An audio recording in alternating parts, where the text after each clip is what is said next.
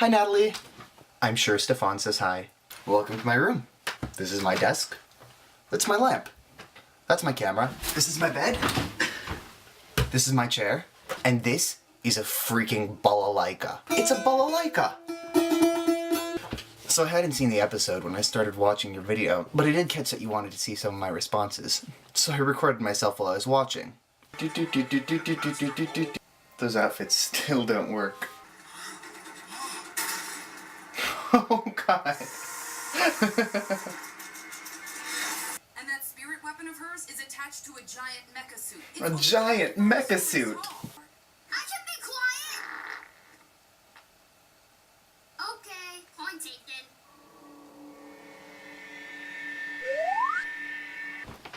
I'm excited for what's going to happen in the finale. I do think that the writers are in a very good position right now. They're in a position where they can kill a character, as you said, and they can properly explore the emotional consequences of doing something like this. And that could lead to a really, really exciting and deep finale.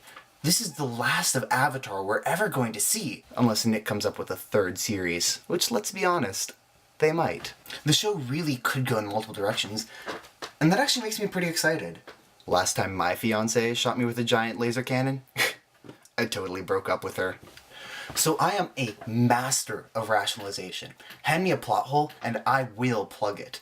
So why didn't they shoot Voldemort? Well, it's likely that wizards don't even know that guns exist. Mr. Weasley, who is probably the most knowledgeable wizard on Muggle matters, who isn't a himself, doesn't even know how an airplane stays in the air. But then again, that raises the question of, why don't Muggleborns just shoot? But you're right, suspension of disbelief, plot holes. Why could Tolkien write about thousands of orcs attacking when no orcs exist in real life, and gravity couldn't even have two space stations, which aren't close to each other, be close to each other? Why is one okay and the other one isn't? What makes a plot hole? For the record, I'm totally okay with what they do in Gravity. I think it's just nitpicking the people who say that. Writers are out to write a good story, and sometimes to do that, they take shortcuts, they cut corners. Sometimes these corners are acceptable, and sometimes they're plot holes. I think what makes the difference between the two is internal consistency. It's in our nature to dislike contradictions. We yearn for internal consistency within our stories. Let's take a look at examples from earlier to see what makes a plot hole and what makes a perfectly fine internal consistency. Tolkien wrote gripping finales with many different creatures fighting each other. Everything from humans to dragons. But dragons don't exist in real life, so why is it okay? Tolkien had internal consistency. He established the existence of dragons early in the book, and he established their antagonism. So when the time came to bring an antagonist forward, when dragons came forward, it was internally consistent, and we were okay with it.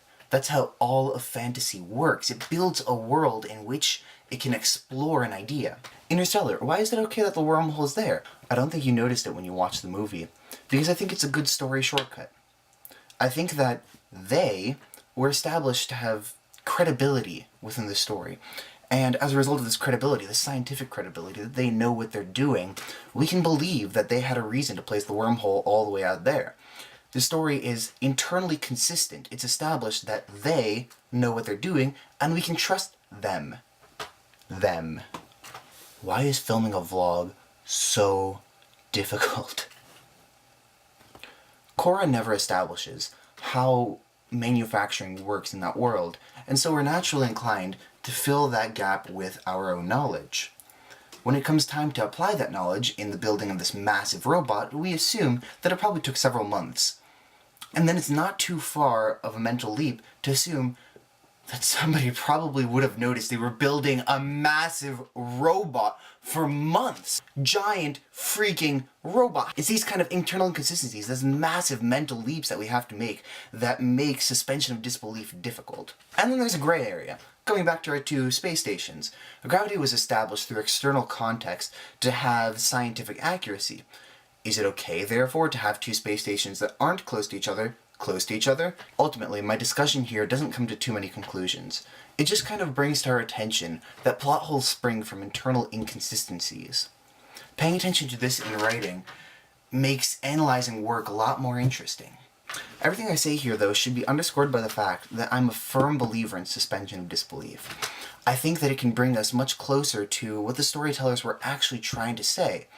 Storytellers aren't out to necessarily tell a story about accurate science or, I don't know, manufacturing of giant robots. They're out to tell us something deeper than that. And if we can make that leap, if we can meet them halfway, if we can overlook what they're not trying to say, if we can overlook that dis-ease within ourselves, we can find a much deeper and more intimate story.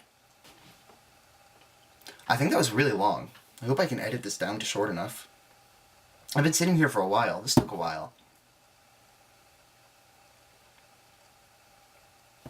I'll figure it out eventually. I don't know, I'm not going to see you for an entire semester. That's kind of long. But this could be fun. I don't know. I'm kind of looking forward to this.